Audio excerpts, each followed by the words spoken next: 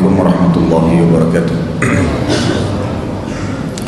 Alhamdulillah nahmaduhu kama yanbaghi li jalalihi wa 'azamati sultanihi nahmaduhu hamdal hamidin wa nashkuruhu syukra syakirin wa nusallimu ala abdihi wa rasulihi wa habibihi Muhammad kama sallahu wa malaikati alaih adada khalqihi wa ridha nafsihi wa zinata arshihi wa midada kalimatihi mil'us samawati wa mil'ul ardi wa mil'u ma syi'ta min syai'in ba'd.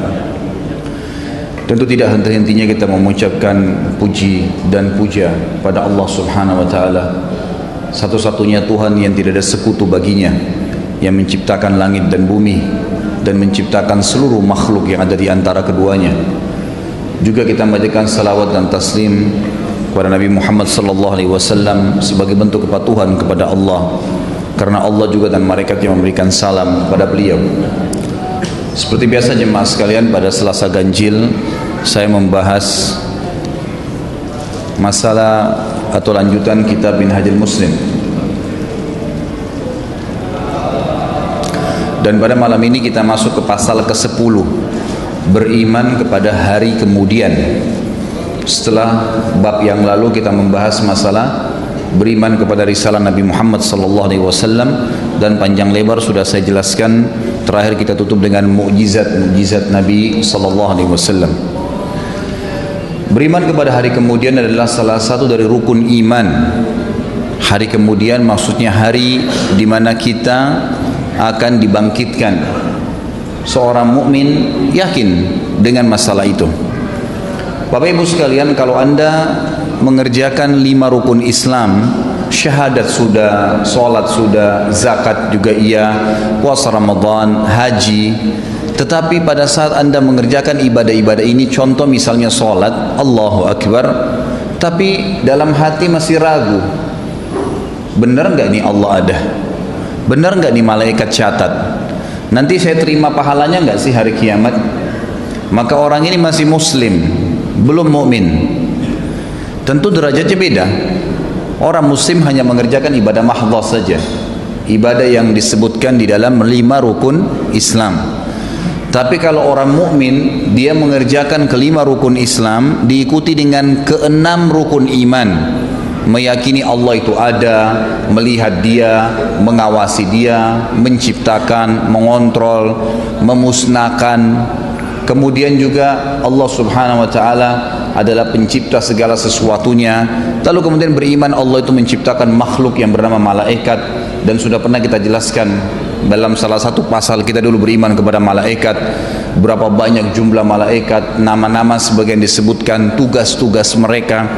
Yakin malaikat Raqib Atid sedang mengawasi dia di kiri kanannya. Kemudian pada saat dia meninggal ada mungkar nakir di kuburan.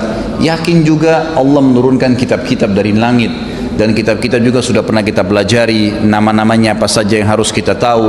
Kemudian perbedaan dasar antara hukum-hukum syariat yang ada di dalamnya.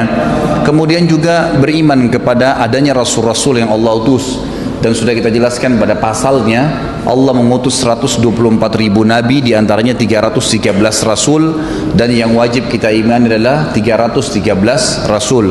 Kemudian kita masuk hari ini dengan beriman kepada hari kemudian. Tentu akan ada nanti rukun iman yang ke-6, beriman kepada qadha dan qadar. Itu akan ada setelah beriman atau membahas pasal beriman kepada hari kemudian. Seorang muslim akan selalu merasa tenang menjalani kehidupan dunia ini. Salah satu sebab utamanya karena dia yakin ada kehidupan hari kemudian. Kehidupan dunia ini sebentar. Semua kita lihat depan mata kita, sekuat apapun fisik seorang manusia, kita nggak bicara lagi makhluk Allah yang lain, manusia saja. Orang yang terdekat di antara Anda pribadi, kerabat-kerabat kita, teman-teman dekat, orang-orang tua kita, mereka meninggal dunia. Sekuat apapun, sehebat apapun dia, ya, prestasi dunianya, profesor kah, doktor kah, dia seorang bisnismen yang terkaya di dunia kah, orang yang paling gagah atau cantik kah, orang yang paling dihormatin kah, kepala suku kah, presiden kah, siapa saja, atau orang susah, semua akan meninggal. Kehidupan dunia sebentar akan dilaluin. Orang mukmin yakin bahwasanya ada kehidupan yang abadi di sana. Sehingga perhatikan bedanya. Kalau orang mukmin tahu ada hari kemudian, akan membuat dia musibah apapun yang datang padanya, dia akan bilang, oh ini kehidupan dunia, toh juga saya akan dapat pahala sabarnya di akhirat, toh nanti akan membersihkan dosa saya dengan musibah ini. Mudah nggak dia lalui musibahnya? Akan mudah. Hanya karena masalahnya satu, dia yakin ada hari kemudian. Dia kalau ditipu oleh orang, ada orang berbuat zalim kepada dia, dia sangat tahu kalau dia beriman, ada hari kemudian, ada hisab di sana. Tidak ada orang yang berbuat zalim kepada diri kita, Bapak Ibu sekalian, kecuali kita akan mengambil hak kita demi Allah di mahkamahnya Allah hari kiamat. Tidak ada, sekecil apapun. Jadi dalam tafsir ayat wa may ya'mal mithqala dzarratin khairan yara, siapa yang berbuat kebaikan sebesar biji sawi dia akan lihat hari kiamat. Kata ulama, dihadirkan di depannya tempat dia lakukan pada saat itu, jenis pekerjaannya, waktunya, seperti dia melihat sebuah cuplikan film yang dia lihat bagaimana dia melakukannya, dan dia ingat wa may ya'mal mithqala dzarratin syarran yara, dan siapa yang berbuat keburukan sekecil biji sawi pun dia akan lihat pada hari kiamat tempatnya, kapan dia lakukan, siapa yang sedang dia jahati, dan seterusnya akan diperlihatkan pada hari kiamat. Tidak ada sesuatu yang hilang. Bukankah hadis Nabi SAW yang masyhur riwayat Bukhari, bahwasanya apakah kalian tahu siapa orang yang bangkrut? Hadis ini sudah sering masyhur di kalangan para dai-dai kita. Maka para sahabat mengatakan, ya Rasulullah, orang yang bisnis bangkrut, hilang dirham dan dinarnya. Kata Nabi SAW, bukan, itu kecil kalau cuma dirham dan dinarnya yang habis, rupiahnya habis, tokonya bangkrut, itu kecil, tidak ada masalah sebenarnya.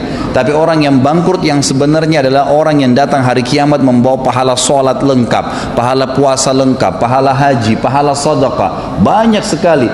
Tapi dari sisi lain pernah mencaci maki orang yang ini, pernah memukul orang yang itu, pernah mengambil haknya orang yang ini, dan tidak minta maaf, tidak mengembalikan hak-hak itu di dunia. Maka mereka akan datang pada hari kiamat di mahkamahnya Allah menuntut, ya Allah, orang ini zalimi saya, ya Allah, orang ini pernah pukul saya, pernah gibah saya, pernah fitnah saya, pernah mengambil sepotong tanah saya, pernah dan seterusnya. Lalu diambillah dari pahala dia, dibagi-bagikan kepada orang-orang yang sedang menuntut. Kalaupun sudah habis pahalanya dan masih banyak yang datang menuntut, kata Nabi SAW, diambil dosa-dosanya orang yang menuntut, ditimpakan kepada dia. Maka jadilah dia orang yang bangkrut sebenarnya. Pahalanya semua habis, ditambah lagi ditimpakan kepadanya dosa-dosanya orang yang akan menyebabkan dia menanggung hukumannya, gitu kan. Maka dia dilemparkan, kata Nabi SAW, ke dalam api neraka lebih jauh daripada jarak timur dan barat. Perhatikan kalau orang beriman membaca hadis ini, kira-kira apa yang membuat dia khawatir kalau dia terzalimi di dunia? Tidak ada sesuatu. Kalau kita tidak bisa mengambil hak kita di dunia, kita akan panen dalam bentuk pahala pada hari kiamat, akan melahirkan ketenangan jiwa. Kita akan tenang, ternyata tidak ada yang hilang tuh. Sendal kita yang pernah diambil, HP kita yang pernah dicuri, kunci mobil kita yang pernah hilang, mobilnya pernah hilang, pernah dibuat apa sajalah kezaliman orang lakukan, tidak ada yang akan selamat pada hari kiamat. Allah Subhanahu wa taala akan datang dan menghakimi semua hambanya. Sampai kata Nabi SAW di dalam hadis yang sahih, kalian akan berbicara dengan Tuhan kalian tanpa ada penterjemah di antara kalian pada hari kiamat, dan Allah akan menghakimi semua hamba-hambanya pada hari itu. Semuanya, tidak terkecuali, tidak ada yang bisa lolos pada saat itu. Beriman pada hari kiamat, hari kemudian memberikan ketenangan jiwa. Seorang muslim tahu, orang mukmin tahu, pada saat dia lahir, saya nggak bicara kalau anda sehat kemudian tiba-tiba anda stroke, itu ringan. Bagaimana dengan orang yang baru lahir tiba-tiba sudah cacat, udah buta matanya, udah nggak bisa jalan? Apa kira-kira yang bisa menghibur dia coba? Kalau anda sebutkan apa yang saya sebutkan sekarang tentang masalah, tanamkan dalam hatinya adanya hari kiamat dan semua cacat fisik di dunia ini tidak akan dibawa di akhirat. Tidak akan dibawa di akhirat. Karena fisik yang kita pakai sekarang hanya sebatas di dunia. Hanya sebatas di dunia. Hadis Nabi SAW riwayat Bukhari yang berbunyi, kata Nabi SAW, jasad kalian akan dimakan oleh tanah, ya, kecuali tulang ekor kalian yang darinya Allah akan membangkitkan kalian pada hari kiamat. yang akan dibangkitkan. Allah akan turunkan hujan yang akan menetesi setiap tulang ekor tersebut, dan akhirnya kalian tumbuh seperti tumbuhnya tanaman, dan Allah membuatkan fisik yang baru. Fisik yang baru. Apa kata Nabi SAW? Semua laki-laki Allah akan berikan fisik seperti ayahnya Adam, 60 siku ke langit. Jadi fisik yang kita pakai sekarang ini cuma sebentar. Di dunia, mau cacat, mau sempurna, mau gagah, mau cantik, itu sebentar, duniawi. Di akhirat kita akan punya fisik baru. Posternya semua laki-laki seperti Nabi Adam, 60 siku ke langit artinya 27,5 meter. Dan semua perempuan 40 siku ke langit artinya 17,5 meter. Semua sama. Yang kafir dan beriman akan sama fisiknya. Akan diberikan fisik yang baru oleh Allah Subhanahu wa ta'ala. Kira-kira terhibur nggak orang yang bangun lahir dalam keadaan stroke atau lahir dalam keadaan cacat kalau kita mengatakan ini cuma di dunia? Atau dia mengatakan oh ini cuma di dunia saya laluin. Pada saat saya meninggal setiap detik bisa datang malaikat maut, maka saya akan meninggalkan jasad ini dan saya akan mendapatkan jasad yang baru. Nggak ada masalah bagi dia. Beriman kepada hari kiamat itu akan mendatangkan ketenangan jiwa bagi seseorang. Juga dari sisi yang lain, dia tidak akan bergantung dengan dunia.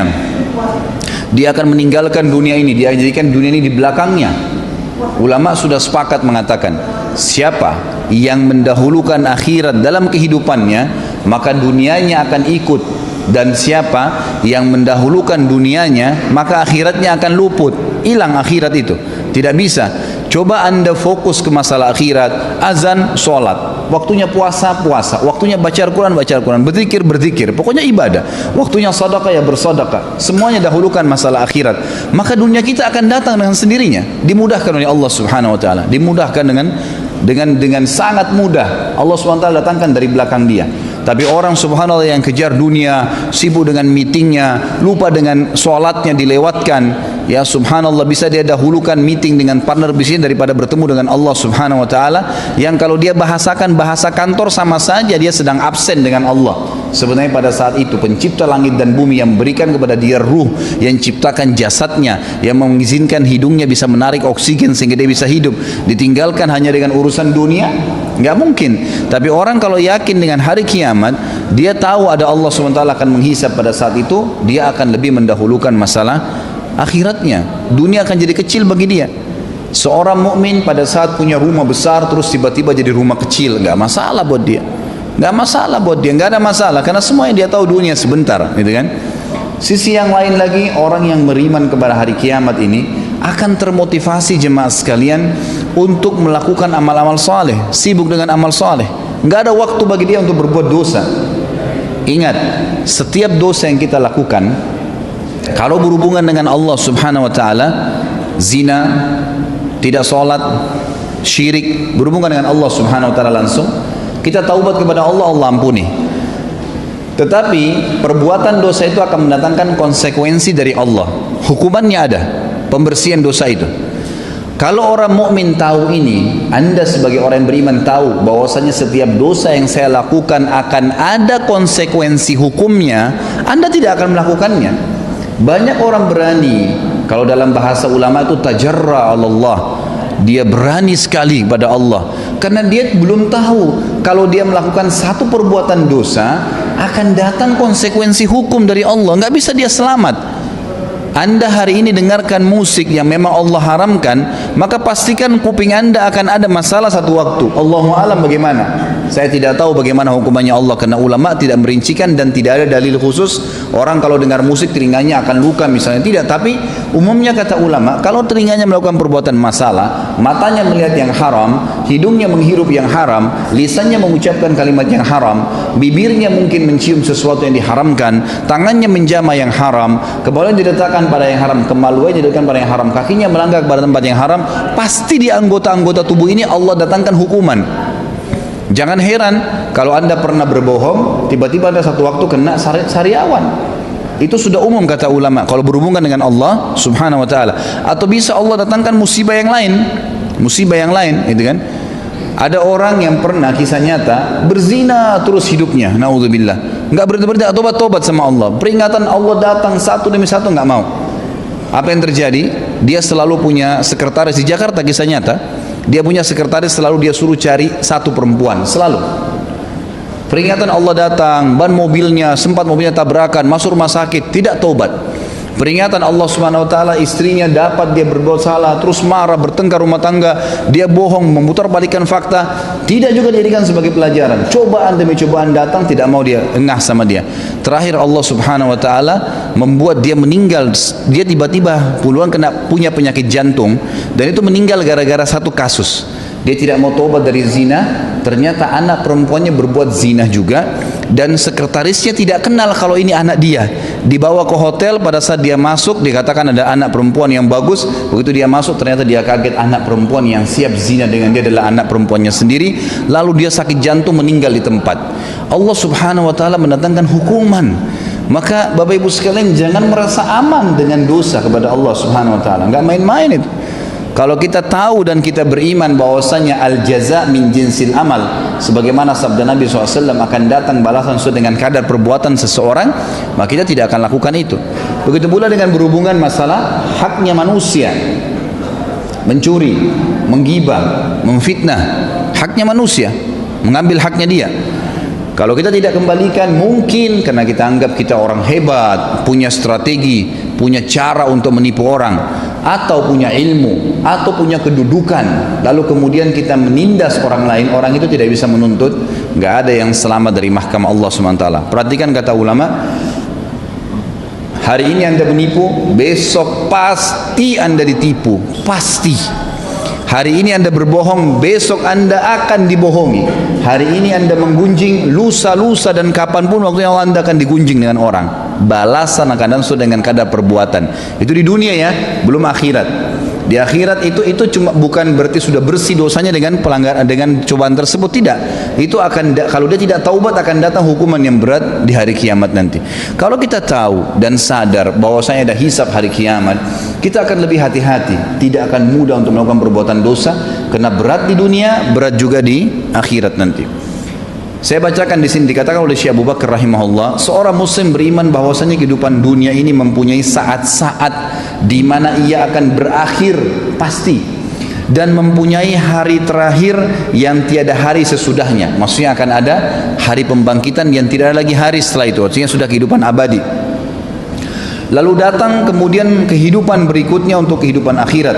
Pada saat itu Allah Subhanahu wa taala membangkitkan kembali segenap makhluk dan menghimpun mereka semua untuk diadakan perhitungan atau hisab, di mana orang-orang saleh diberi balasan kenikmatan abadi dalam surga, dan orang-orang yang durhaka atau penuh dengan dosa diganjar dengan azab dan siksaan yang menghinakan di dalam api neraka. Ia juga beriman bahwasanya hari akhirat ini didahului oleh tanda-tanda kiamat. Jadi tadi saya sudah berikan mukaddimahnya. Orang kalau beriman tentang hari kiamat banyak manfaatnya secara imaniah. Tapi juga beliau menekankan hari kiamat ini kalaupun akan terjadi, itu ada tanda-tanda yang menyusulnya. Ada tanda-tanda kiamat kecil, ada tanda-tanda kiamat besar. Beliau mengatakan ia juga orang mukmin beriman bahwasanya hari akhir ini didahului oleh tanda-tanda kiamat, seperti tanda-tanda kiamat besar dari munculnya Dajjal, Ya'juj dan Ma'juj, turunnya Nabi Isa dari langit alaihissalam, keluarnya binatang melata yang dapat berbicara, terbitnya matahari dari tempat terbenamnya, dari sebelah barat maksudnya, kemudian dan tanda-tanda yang lainnya. Kemudian sangkakala atau trompet raksasa ditiup satu kali untuk kematian dan kebinasaan, lalu tiupan berikutnya untuk kebangkitan dan hidup kembali serta menghadap kepada Rabbul Izzati, Allah Subhanahu wa taala, maksudnya Tuhan yang maha mulia, Allah. Kemudian penyerahan kitab-kitab amal, catatan amal masing-masing, maka ada yang menerima kitab catatan amalnya dengan tangan kanannya, dan ada pula yang mengambil dengan tangan kirinya. Begitu pula dengan tanda-tanda hari kiamat kecil, tersebarnya zina, diubahnya minuman keras dengan nama lain, seperti sekarang beragam macam minuman dikatakan oh karena alkoholnya cuma 0,5%, cuma 5%, nggak ada masalah, tidak memabukkan. Obat-obatan banyak menggunakan alkohol, padahal sebenarnya itu haram, nggak boleh, gitu kan? Tapi diubah namanya seakan-akan dia tidak masalah, padahal sudah jelas khamr. Tanda-tanda kiamat kecil, menyerupainya laki-laki dan perempuan, ini banyak sekali terjadi, gitu kan? Dikenalnya kaum Lut, orang-orang yang homoseksual, diangkat mereka di orbit kayak sekarang, banyak banci dan segalanya menjadi tokoh di masyarakat.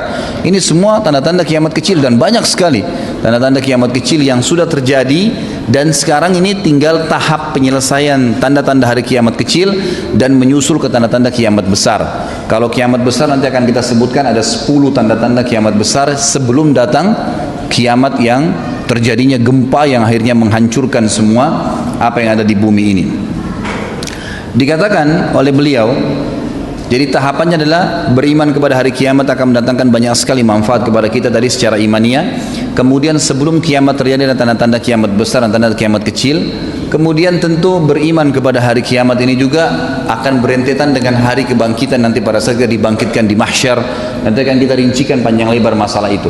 Bagaimana manusia dibangkitkan, kemudian mereka disatukan di mana, digiring di wilayah mana maksudnya, kemudian bagaimana kondisi mereka pada saat mereka dibangkitkan.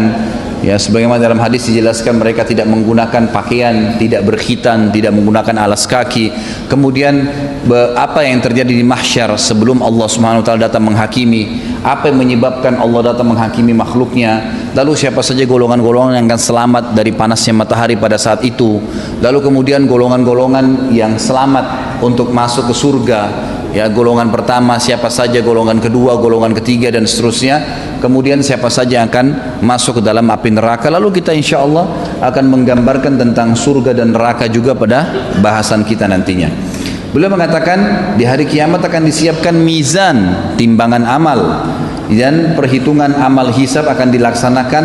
Lalu jembatan juga akan dibentangkan di atas neraka menuju ke surga, dipancangkan hingga berakhirnya proses agung tersebut dengan menetapkan semua penghuni surga di surga dan penghuni neraka di dalam neraka. Iman yang demikian itu diyakini karena dalil-dalil nakli dan akli berikut ini. Ada dalil secara wahyu dan ada dalil secara akal. Yang pertama adalah beriman tentang hari kiamat. Tadi saya bilang akan menunjukkan keimanan dan ada keyakinan memang bagi setiap orang mukmin ada hari kiamat terjadi. Dalilnya dari Al-Quran disebutkan dalam surah Ar-Rahman ayat 26 sampai 27. A'udzu billahi minasyaitonir rajim. Kullu man 'alaiha fan wa yabqa wajhu rabbika dzul jalali wal ikram. Semua yang ada di muka bumi ini pasti binasa dan tetap kekal wajah Rabbmu yang mempunyai kebesaran dan kemuliaan. Maksudnya di sini kalau diitlakkan wajah, ya wajah Allah Subhanahu wa taala. Ya, sebagian ulama mengatakan itlak wajah juga itu maknanya adalah seluruh tubuhnya, seluruh fisiknya Allah. Tapi bagaimana Allahu alam? Karena biasanya orang untuk dikenal maka cukup ditampilkan wajahnya. Istilah ini berarti sudah untuk mengenal fisik tersebut. Jadi Allah Subhanahu wa taala hadir pada saat itu sementara seluruh makhluknya sudah dimusnahkan. Dalam firman Allah yang lain surah Al-Anbiya ayat 34 sampai 35. A'udzu billahi minasyaitonir rajim. Wa ma ja'alna li basharin min qalbika min qablikal khulda afa in mitta fahumul khalidun kullu nafsin dha'iqatul maut wa nabluukum bisyarri wal khairi fitnah wa ilaina turja'un. Kami tidak akan menjadikan hidup abadi bagi siapapun dari manusia sebelum kamu hai Muhammad. Maka jikalau kamu mati, apakah mereka akan kekal? Tiap-tiap yang berjiwa ada ruhnya akan merasakan mati.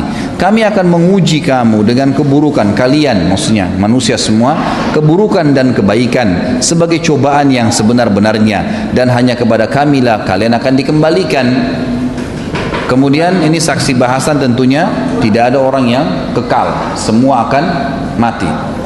Kemudian dalam surah Taghabun ayat 7 Allah Subhanahu wa taala berfirman, A'udzu billahi minasyaitonir rajim.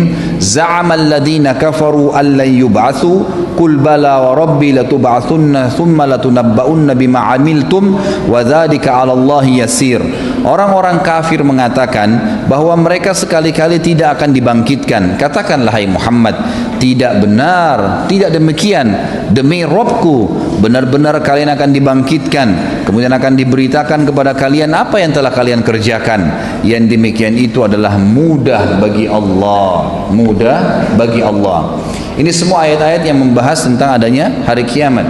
Surah Al-Mutaffifin ayat 4 sampai ayat 6 selanjutnya. A'udzu billahi minasyaitonir rajim.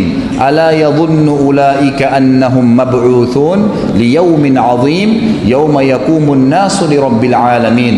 Tidakkah orang-orang yang kafir itu yakin bahwasanya sesungguhnya mereka pasti akan dibangkitkan pada suatu hari yang besar, yaitu hari ketika manusia berdiri menghadap Rabb semesta alam. Juga dalam firman Allah Subhanahu wa taala di dalam surah Asy-Syura ayat 7, A'udzu billahi minasyaitonir rajim. Wa kadzalika auhayna ilaika Qur'anan Arabiyyan litundhira ummal qura wa man hawlaha wa tundhira yawmal jam'i la raiba fi fariqum fil jannati wa fariqum fis sa'ir. Demikianlah kami wahyukan kepadamu Al-Qur'an dalam bahasa Arab supaya kamu atau kalian atau kamu hai Muhammad memberikan peringatan kepada Ummul Qura dimulai dari Mekah dan penduduk negeri-negeri sekelilingnya, maksudnya seluruh dunia ini, serta memberi peringatan pula tentang hari berkumpulnya kiamat. Ini saksi bahasan yang tidak ada keraguan padanya. Segolongan manusia akan masuk ke surga dan segolongan lagi akan masuk ke dalam api neraka. Surah yang masyhur dalam juz 30 Al-Zalzalah ayat 1 sampai ayat 8 menceritakan juga masalah itu. A'udzu billahi minasyaitonir rajim. Idza zulzilatil ardu zilzalaha wa akhrajatil ardu athqalaha wa qala al insanu ma laha yawma idzin tuhaddithu akhbaraha bi anna rabbaka awha laha yawma idzin yasdurun nasu ashtatan liyuraw a'malahum wa man ya'mal mithqala dzarratin khairan yarah wa man ya'mal mithqala dzarratin syarran yarah. Apabila bumi nanti digoncangkan dengan goncangan yang dahsyat dan bumi yang telah mengeluarkan beban-beban beratnya yang dikandungnya, maksudnya semua gunung-gunung kata ulama tafsir akan tercabut dari bumi sehingga bumi ini melayang seperti sebuah kapas, sebagaimana dijelaskan di dalam hadis riwayat Bukhari bahwasanya gunung-gunung akan tercabut pada hari kiamat, meletus semuanya dan tercabut, kemudian hancur dan bumi ini tidak ada lagi yang menahannya. Dan manusia pada saat itu berkata, mengapa bumi jadi begini? Pada hari itu bumi menceritakan beritanya. Maksudnya bumi akhirnya memperlihatkan atau diperlihatkan seperti apa yang dijanjikan oleh Allah. Karena sungguhnya Rabbmu telah memerintahkan yang demikian kepadanya. Pada hari itu manusia keluar dari kuburnya dalam keadaan yang bermacam-macam keadaannya, supaya diperlihatkan kepada mereka balasan dari pekerjaan mereka masing-masing. Barang siapa yang mengerjakan kebaikan walaupun seberat zarrah biji sawi, niscaya dia akan melihat balasannya. Dan barang siapa yang mengerjakan kejahatan walaupun sebesar atau seberat zarrah biji sawi, niscaya dia akan melihat balasannya pula. Surah Al-An'am ayat 158. A'udzu billahi minasyaitonir rajim. Hal yanzuruna illa an ta'tiyahumul malaikatu aw ya'tiya rabbuka aw ya'tiya ba'du ayati rabbik. Yauma ya'ti ba'du ayati rabbika la yanfa'u nafsan imanuha lam takun amanat min qablu aw kasabat fi imaniha khaira. Yang mereka nanti-nanti tidak lain orang-orang yang maksiat, orang yang tetap kafir. Apa yang mereka tunggu sebenarnya? Kenapa mereka tidak mau beriman? Kata Allah, yang mereka nanti-nanti tidak lain hanyalah kedatangan malaikat maut kepada mereka dan mencabut ruh mereka. Baru mereka sadar pada saat itu.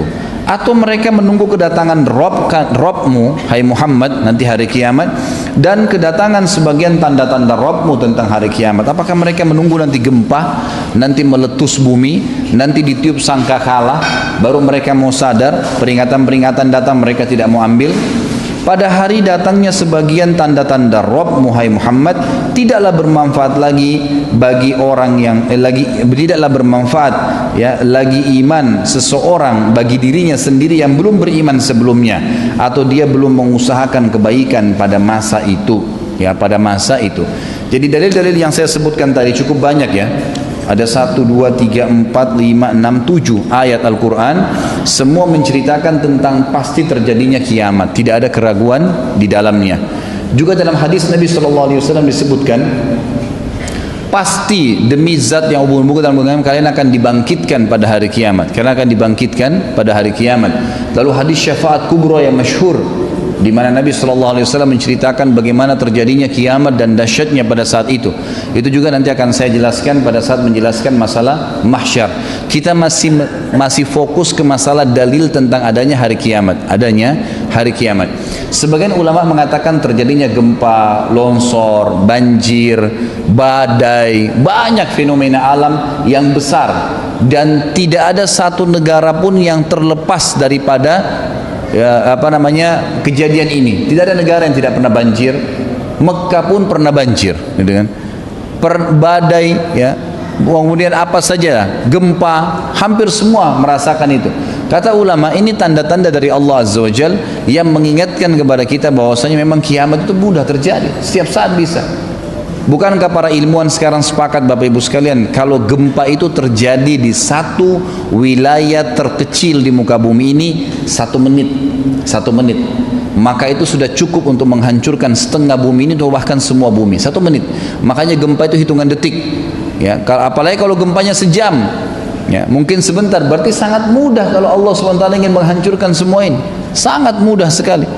Jadi sangat mudah sekali Allah SWT kalau ingin menghancurkan apa saja.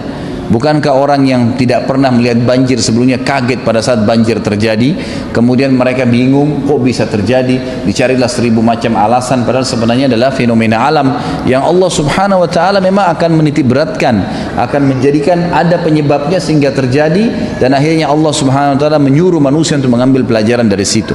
Bagaimana Allah bisa menjadikan hari kiamat itu terjadi. Baik, ini poin tentang masalah beriman adanya hari kiamat.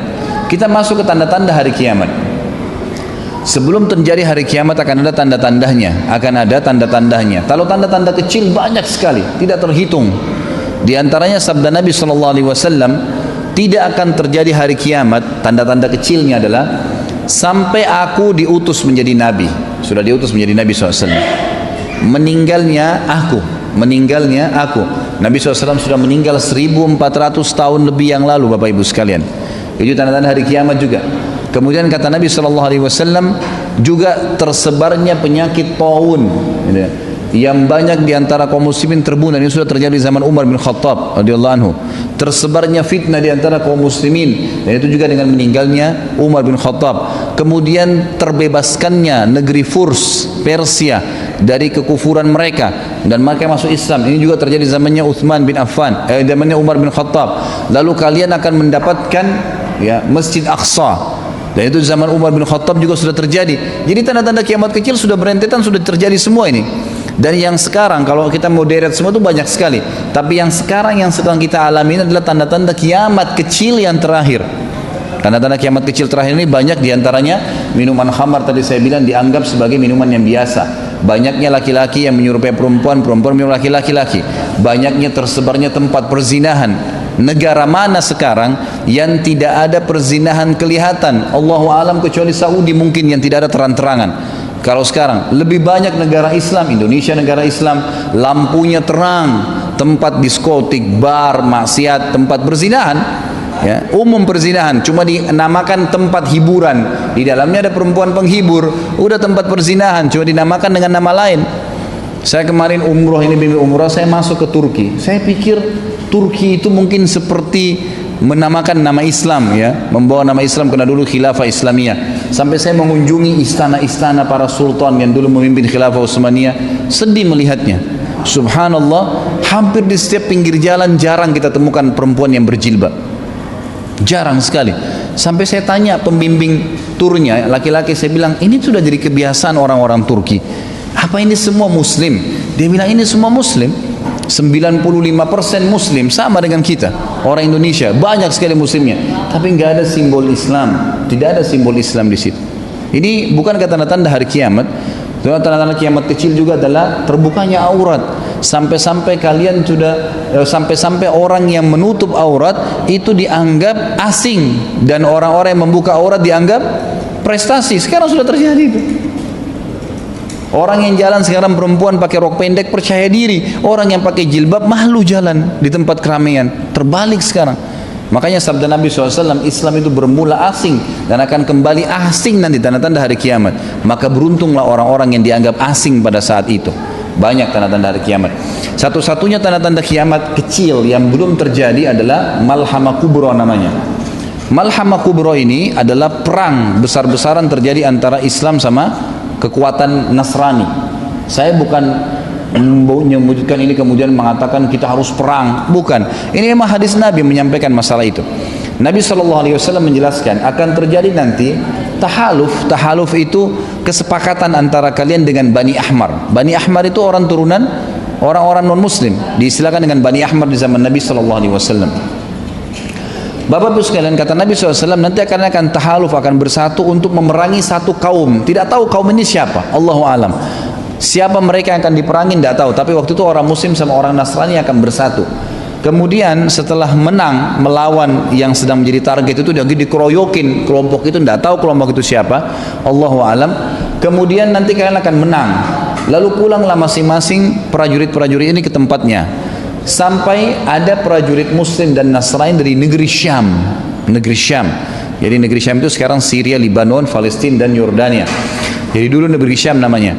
Lalu kemudian orang-orang prajurit-prajurit Nasrani mengangkat bendera salib sambil mengatakan kamilah yang memenangkan peperangan, ini kemenangan Kristen. Maka kata Nabi SAW, prajurit-prajurit muslim tidak bisa terima dan mengatakan kami juga memenangkan peperangan, kami tidak bersama kalian. Intinya adalah cekcok di antara mereka dan akhirnya terjadi perang kecil. Dan kata Nabi SAW, kelompok itu muslim yang sedang membela pada saat itu yang sedang terjadi perang kecil, Allah akan karuniahi mereka mati syahid. Semua mati syahid pada hari itu, terbunuh, gitu kan? Tapi tidak disebutkan jumlahnya. Lalu ada sisa pasukan keesokan harinya di negeri Syam yang sepakat untuk membela saudara-saudara yang telah dibunuh kemarin. Mereka berperang lagi hari kedua, lalu kemudian seluruhnya juga Allah karuniahi dengan mati syahid. Hari ketiga sama, terjadi lagi, mereka bersatu niat untuk membela kaum muslimin, ternyata mereka terbunuh juga, semua dihormati, diberikan oleh Allah mati syahid. Kenapa saya katakan dihormatin Bapak Ibu sekalian? Karena memang mati syahid itu hanya akan diberikan oleh Allah kepada orang yang paling tulus untuk meminta mati syahid. Sampai ulama sepakat mengatakan kalau ada kaum muslimin yang pergi berperang di jalan Allah, kalau dia masuk memang dia ingin berperang, pastikan dia tidak akan mati kecuali dia sangat tulus. Jadi nggak bisa. Orang mati syahid itu orang betul-betul merindukan syahadah baru bisa. Ada teman saya, dia cerita, teman dekat saya dulu, sama-sama saya waktu itu saya ketemu di kota Makassar. Dia juga seorang dai, saya tidak usah sebutkan namanya.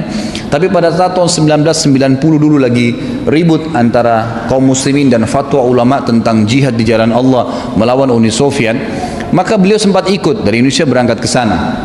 Lalu kemudian pada saat itu dia cerita sama saya, waktu saya cerita masalah fadilahnya orang yang mati syahid, bagaimana dia bisa memberikan syafaat 70 keluarganya masuk surga tanpa hisab, dikubur dengan pakaiannya, dia akan tidak ada lagi pertanyaan mungkar dan nakir di kuburan, semua dosanya diampuni kecuali utangnya, dia akan dibangkitkan dalam kondisi seperti itu, ya, kondisi dia waktu dia meninggal dunia dan darahnya keluar menetes mengeluarkan bau lebih wangi dari bau kasturi, kemudian dia masuk surga tanpa hisab dengan tingkat tertinggi di surga dan beragam macam fasilitas, gitu kan.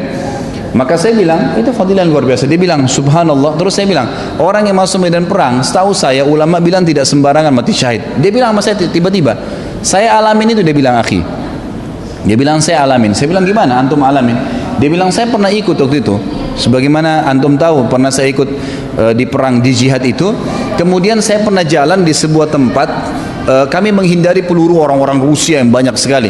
Di depan saya ada orang Filipin Muslim ikut berperang, saya orang Indonesia tengah-tengah, di belakang kami ada satu orang Pakistan. 3 orang ini lagi jalan gerunduk-gerunduk. Dia bilang subhanallah ada peluru lagi lewat di bawah ketiaknya teman saya orang Filipin ini, lewat di bawah ketiak saya, dan peluru itu membunuh saudara kami yang di belakang yang orang Pakistan. Seakan-akan peluru itu mencari siapa yang harus mati syahid. Jadi tidak semuanya orang bisa mati, itu nggak gampang, gitu kan. Maka ini termasuk sebuah karunia. Orang kalau bisa mati syahid tentunya, ini punya fadilah tersendiri, Saya tidak tahu kenapa saya bisa sampai ke masalah syahadah ini. Ada yang bisa ingatkan? Oh iya, masalah Malhamah Kubra ya, peperangan itu. Baik, jadi 3 golongan itu akan diberikan karunia syahadah. Hari keempat jemaah sekalian, kata Nabi SAW akan bergabung seluruh pasukan muslimin dari seluruh pelosok dunia. maka berkumpullah kalian semua di negeri Syam. Ini tanda-tanda kiamat kecil terakhirnya. Kalian semua akan berkumpul di negeri Syam dan akan berkumpul menghadapi kalian 80 bendera dari kekuatan Nasrani. Sebagian ulama hadis mengatakan 80 negara. Dan sekarang orang-orang Nasrani mengetahui kalau yang fanatik dengan agamanya, dia tahu akan ada nanti perang salib besar. Mereka bahasanya begitu. Kalau kita orang Islam sudah punya gambaran itu, sudah punya gambaran tentang akan terjadi. Itu tanda kiamat kecil terakhir nanti. Nah, hari keempat terjadi peperangan besar-besaran seluruh dunia. Kemudian terjadi peperangan, tidak disebutkan berapa lama, tapi Nabi SAW mengatakan kalian akan terus memenangkan peperangan sampai kalian tiba di Rum. Rum ini nggak tahu apa, Allahu alam. Bisa Rum ini bisa berarti Romawi, mungkin Vatikan sekarang, Allahu alam. Tapi yang jelas ada sabda Nabi SAW yang lain, kalian akan membebaskan dua kekuatan besar Nasrani dan akan ke Islam, akan masuk ke dalam agama Islam. Yang pertama Konstantinopel, Turki sekarang, dan yang kedua adalah Rum, kata Nabi SAW, Rum. Lalu sahabat bertanya, Rasulullah, yang akan kami menangkan pertama, yang akan kami bebaskan, Konstantinopel kah atau Rum? Maka kata Nabi SAW, Konstantinia dulu baru Rum. Nah, berarti memang Rum ini adalah masuk dalam bahasan tadi hadis yang baru saya sebutkan. Dan sebagian ulama hadis mengatakan ini kemungkinan adalah yang maksud adalah pusat ya kekuatan Nasrani, yaitu di Vatikan. Nah, pada saat kaum muslimin sudah sampai di situ dan akan menjebol, bahkan dalam hadis lain disebutkan pintu kekuatan Nasrani yang ada di negeri itu. Kalau sekarang kita tahu memang di Vatikan ada pintu besar, maka mereka akan merobohkan, pasukan jet akan merobohkan tembok itu dengan bertakbir dan bertasbih. Ya, mereka akan bertasbih dengan takbir yang sangat banyak dari pasukan muslimin, maka rubuh bangunan tersebut. Kata Nabi SAW sebagai penutupan hadis ini, beliau mengatakan pada saat itu iblis menjelma jadi manusia dan masuk di tengah-tengah kaum muslimin, lalu mengatakan, wahai muslimin, Dajjal sudah keluar di tengah-tengah kalian.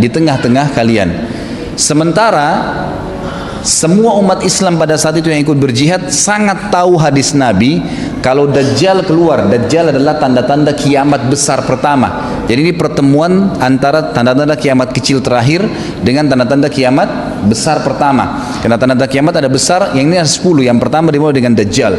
Maka kata Nabi SAW, iblis akan menjelma jadi manusia dan berkata, wahai muslimin, akan keluar atau telah keluar Dajjal di tengah-tengah keluarga kalian. Dan muslimin pada saat itu sangat tahu hadis Nabi, ya, kata Nabi SAW, akan keluar Dajjal nanti di akhir zaman.